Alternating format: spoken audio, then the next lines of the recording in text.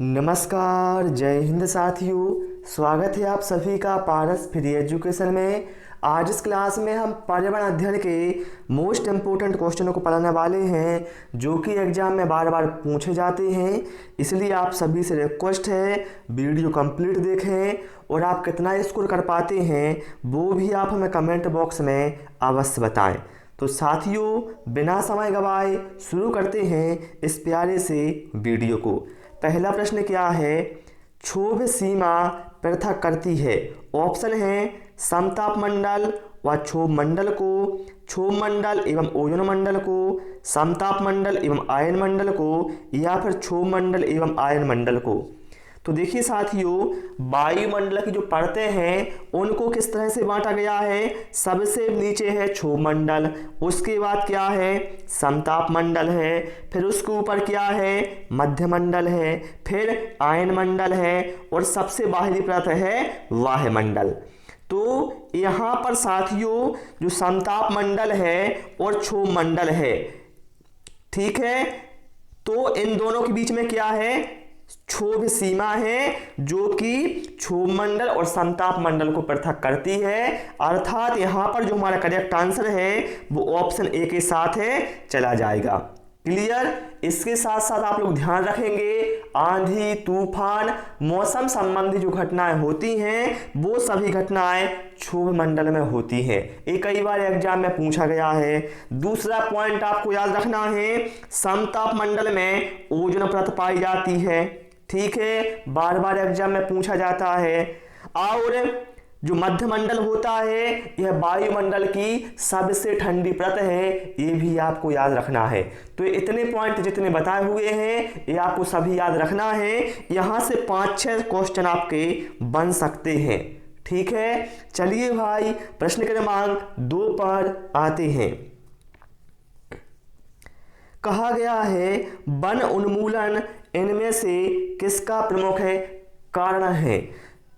Option है वातावरण में कार्बन डाइऑक्साइड की मात्रा में कमी, वातावरण में कार्बन डाइऑक्साइड की मात्रा में वृद्धि, मृदा अपरदन में कमी, या फिर वनस्पति एवं जीव जंतु में वृद्धि। देखिए साथियों, वन उन्मूलन का मतलब क्या होता है? वनों की संख्या में कमी होना। तो देखिए साथियों, यदि वनों की संख्या में कमी होगी तो इससे क्या है जो मृदा अपरदन है साथियों वो कमेगा नहीं बल्कि बढ़ेगा, मतलब ये तो हो नहीं सकता। वनस्पति एवं जीव जंतुओं में क्या है कमी होगी, वृद्धि नहीं होगी, मतलब ये भी गलत है। और कार्बन डाइऑक्साइड की मात्रा में कमी, ये भी गलत है। बल्कि क्या है वन उन्मूलन, अर्थात वनों की संख्या में यदि कमी होगी तो इससे क्या है कार्बन डाइऑक्साइड की मात्रा में वृद्धि होगी, क्योंकि हम सभी जानते हैं जो पौधे हैं भैया ये क्या है कार्बन डाइऑक्साइड को अवशोषित करते हैं। अर्थात यहां पर हमारा करेक्ट आंसर ऑप्शन बी के साथ जाएगा। प्रश्न क्रमांक 3 पर आते हैं और आप सभी से रिक्वेस्ट है वीडियो पसंद आए वीडियो को लाइक और शेयर जरूर करें, और पहली बार चैनल पर आए हैं तो भैया चैनल को सब्सक्राइब करें, क्योंकि यहां पर आपको ऐसे ही वीडियो डेली मिलने वाले हैं। विश्व गौरैया दिवस कब मनाया जाता है? 4 फरवरी, 20 मार्च, 22 मार्च, या फिर 22 अप्रैल। अब देखिए साथियों, यहां से आपको मैं 4 क्वेश्चन बताने वाला हूं। सबसे पहले 22 अप्रैल, तो ध्यान रखना 22 अप्रैल को भैया पृथ्वी दिवस मनाया जाता है। क्या मनाया जाता है? पृथ्वी दिवस। 22 मार्च को क्या मनाया जाता है भैया? विश्व जल दिवस मनाया जाता है, ठीक है, नोट करते जाओ। और 4 फरवरी को मनाया जाता है विश्व कैंसर दिवस, ठीक है। और 20 मार्च को मनाया जाता है विश्व गौरैया दिवस। तो यहां पर जो हमारा करेक्ट आंसर है वो ऑप्शन बी के साथ जाएगा। क्लियर? चलिए प्रश्न क्रमांक 4 पर आते हैं। कीटहारी पौधे कीटों को क्यों पकड़ते हैं? ऑप्शन है क्योंकि वे परभक्षी होते हैं, वे कीटों का स्वाद पसंद करते हैं, मृदा में नाइट्रोजन की कमी को दूर करने के लिए, या फिर वे भोजन संश्लेषित नहीं कर सकते। देखिए साथियों, कीटहारी पौधे क्या होते हैं?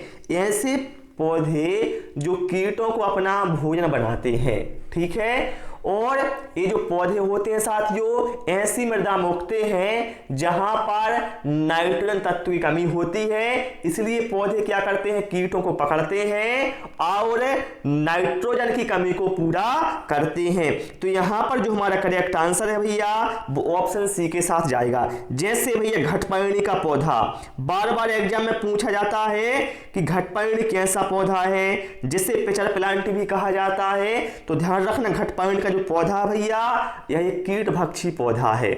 ठीक है, चलिए भाई प्रश्न क्रमांक 5 पर आते हैं। और साथियों आज मैं लास्ट में आपको एक क्वेश्चन दूंगा जिसका आंसर आपको हमें कमेंट बॉक्स में देना होगा। चलिए, खाद्य के मुख्य घटक कार्बोहाइड्रेट, प्रोटीन, वसा, विटामिन तथा खनिज हैं और ये कहलाते हैं निर्भर खाद्य, अधिकतर पौधों द्वारा निर्मित खाद्य, पोषक तत्व, कच्चे खाद्य पदार्थ। तो देखिए साथियों जो खाद्य के मुख्य घटक होते हैं जैसे कार्बोहाइड्रेट, प्रोटीन, वसा, विटामिन और खनिज, ये भैया क्या है भैया, ये सभी भैया पोषक तत्व कहलाते हैं। क्या कहलाते हैं, पोषक तत्व कहलाते हैं जिसकी आवश्यकता किसी जीव को उसके जीवन की वृद्धि और विकास के साथ साथ जो शरीर के उपाचय की क्रिया होती है उसको चलाने के लिए आवश्यक होता है। ठीक है, चलिए प्रश्न क्रमांक 6 पर आते हैं। भारत का सबसे बड़ा राष्ट्रीय उद्यान कौन सा है? Most important question. Kanha national park, Kaziranga national park, Manas राष्ट्रीय उद्यान या फिर हमेश हाई राष्ट्रीय उद्यान। तो यहां पर आप लोग ध्यान रखना साथियों, भारत का सबसे बड़ा राष्ट्रीय उद्यान कौन सा है भैया, तो वो है हमेश हाई राष्ट्रीय उद्यान। यहां पर करेक्ट आंसर हमारा ऑप्शन डी के साथ जाएगा। पूछा जाए ये भैया है कहां पर, तो भैया ये जो राष्ट्रीय उद्यान है ये लद्दाख में है। कहां पर है, लद्दाख में। इसके साथ साथ आप लोग ध्यान रखेंगे जो कान्हा नेशनल पार्क है ये भैया कहां है, मध्य प्रदेश में है। काजीरंगा जो कि अपने एक सींग वाले गैंडे के लिए बहुत ही फेमस है, ये कहाँ है भैया, असम में है। मानस राष्ट्रीय उद्यान भी कहाँ पर है, असम में है। तो इस तरह से साथियों आपको हर क्वेश्चन को तोड़ मरोड़ कर पढ़ना है, तभी आप सिलेक्शन ले पाएंगे। जो भी आप क्वेश्चन सॉल्व करो उसको इतना तोड़ दो कि क्वेश्चन भी कहे भैया मैं छोड़ दो, अब मुझ में हिम्मत नहीं है। चलिए भाई प्रश्न क्रमांक 7 पर आते हैं।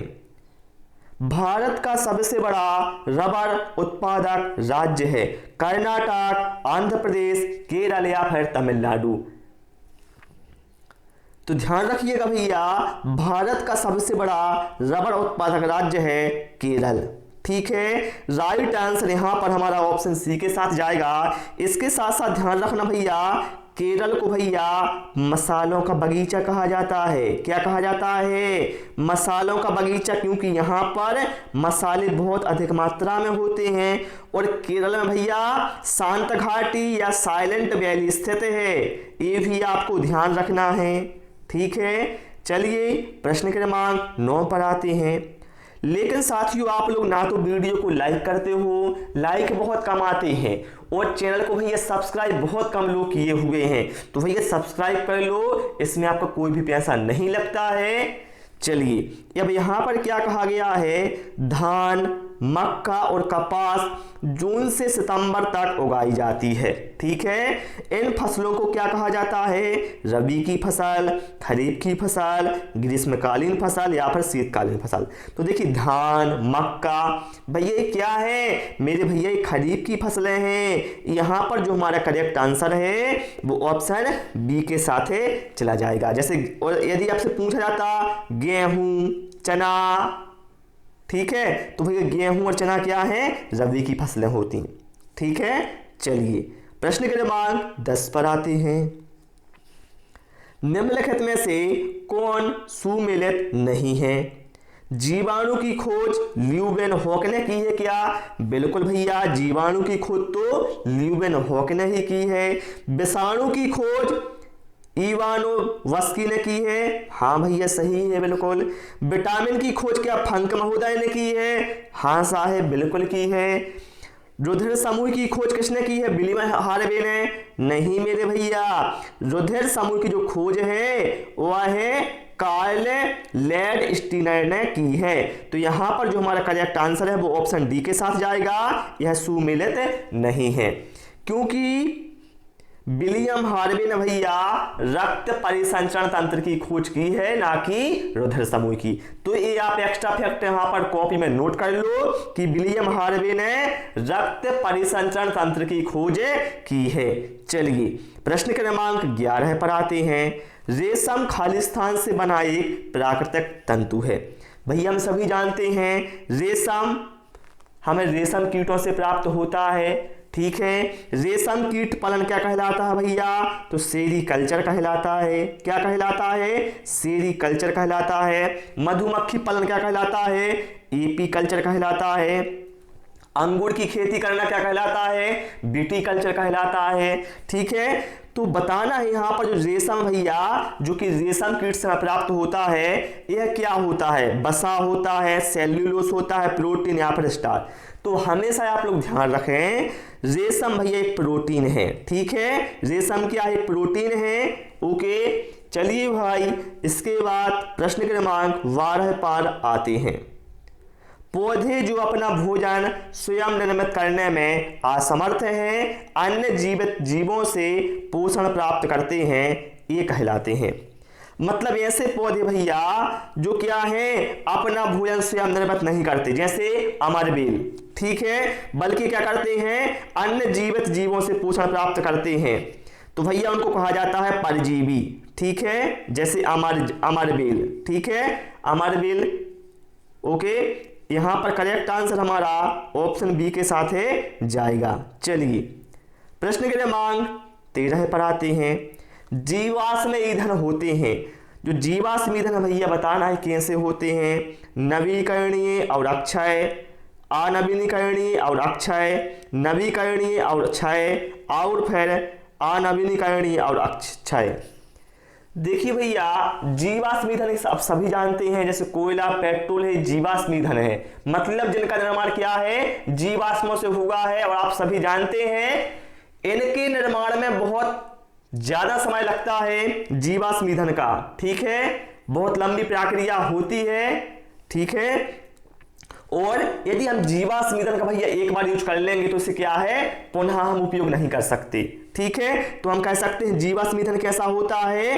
अनवीनीकरणीय होता है और क्षय होता है, मतलब कैसा होता है? अक्षय नहीं होता। अक्षय मतलब क्या होता है? जैसे सूर्य का प्रकाश भैया अक्षय है, ठीक है, जो कभी समाप्त नहीं होगा, लेकिन ये क्या है सीमित है। तो यहां पर राइट आंसर हमारा भैया ऑप्शन डी के साथ है चला जाएगा। समझ गए ना? चलिए प्रश्न क्रमांक 14 पर आते हैं। एक खाद्य श्रृंखला का प्रतिनिधित्व इनमें से किससे होता है? बताएं। देखिए खाद्य श्रृंखला में भैया सबसे पहले उपभोक्ता आएगा क्या? नहीं भैया, सबसे पहले भैया जो खाद्य श्रृंखला है भैया इसमें ऊर्जा भैया सबसे पहले किससे मिलती है? सूर्य से मिलती है, मतलब बी और सी है, ए और डी तो भैया वैसे ही कट गए। सूर्य से जो हरे पौधे होते हैं वो लेते हैं ऊर्जा, मतलब उत्पादक, ठीक है। फिर उत्पादक के बाद भैया क्या है? अपघटक? नहीं भैया, उत्पादक के बाद क्या है? उपभोक्ता आते हैं, ठीक है। तो ये तो कट गया, ठीक है। उत्पादक के बाद पहले शाकाहारी उपभोक्ता आएंगे, फिर मांसाहारी उपभोक्ता, फिर बाद में उनका अपघटक होगा। तो यहां पर जो हमारा करेक्ट आंसर भैया वो ऑप्शन सी के साथ है चला जाएगा, ओके। चलिए प्रश्न क्रमांक 15 पर आते हैं। प्राकृतिक संपदा है, अब भैया जल संपदा, वायु संपदा, मृदा संपदा या फिर उपरोक्त सभी। नाम से ही स्पष्ट है भैया प्राकृतिक संपदा मतलब ऐसी संपदा जो हमें प्रकृति ने प्रदान की है, जैसे जल हो गया, वायु हो गया, मृदा हो गया। थोड़ी भैया ये हम लाए हैं, वो तो हमें प्रकृति ने सभी मनुष्यों को ये प्रदान की है, अर्थात हम कह सकते हैं सभी संपदाएं कैसी हैं? प्राकृतिक संपदा है, ठीक है। चलिए भाई देखिए साथियों, यहां पर जो मैंने अभी क्वेश्चन करवाया आपको, तो प्रश्न क्रमांक 5 के बाद सीधा प्रश्न क्रमांक 6 के बाद सीधा प्रश्न क्रमांक 8 आ गया था। प्रश्न क्रमांक 7 वहां पर ऐड नहीं हो पाया था, तो मैंने यहां पर आपको बता दिया है। देखिए प्रश्न क्रमांक 7 में क्या कहा गया था, निम्न में से किसके कारण हमारे शरीर में रक्त का थक्का नहीं बनता है, पीलिया, हीमोग्लोबिन, हिपेरिन या फिर लाल रक्त कणिका है। तो साथियों आपको इसका आंसर हमें कमेंट बॉक्स में देना है कि प्रश्न क्रमांक 7 का जो आंसर है वो क्या होगा, और यदि आपको व्याख्या पता है तो वो भी लिख दो, बहुत अच्छी बात है। मुझे उम्मीद है आप सभी को आज की क्लास बहुत पसंद आई होगी। भैया क्लास पसंद आई हो सभी से रिक्वेस्ट है कि वीडियो को लाइक और शेयर करें, चैनल को सब्सक्राइब करें। Thanks for watching this video.